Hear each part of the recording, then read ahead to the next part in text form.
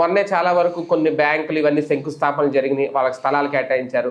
మొన్న నేను కూడా స్వయంగా వెళ్ళి చూశాను, ఒక చిన్న సందర్భంలో చూస్తే ఆ బ్యాంకులకి కేటాయించిన స్థలాల్లో ఆ రేకులు వేసి దాని మీద ఆ బ్యాంక్ లోగోలు వేసి అయితే ఉన్నాయి, ఎక్కడ చిన్న పునాది కూడా అయితే వేయలేదు.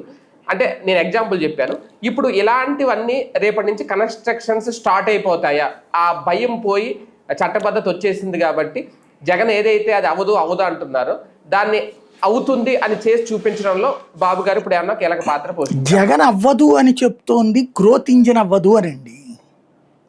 అంటే 2 లక్షల కోట్లు ఉంటే గానీ అది కన్స్ట్రక్షన్ కంప్లీట్ అవ్వడమే కాదు, అది గ్రోత్ ఇంజిన్ అవ్వాలంటే ప్రైమరీ కండిషన్కే 2 లక్షల కోట్లు.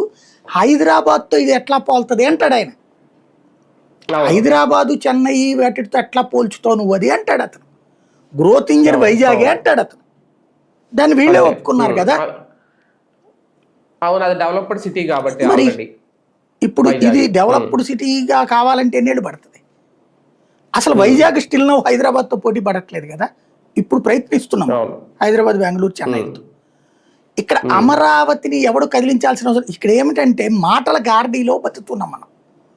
అమరావతి ఎవడు కదిలించలేడు. కదిలించొద్దండి, ఎవడికి కావాలి కదిలించి? అది ఏమన్నా ఊరా?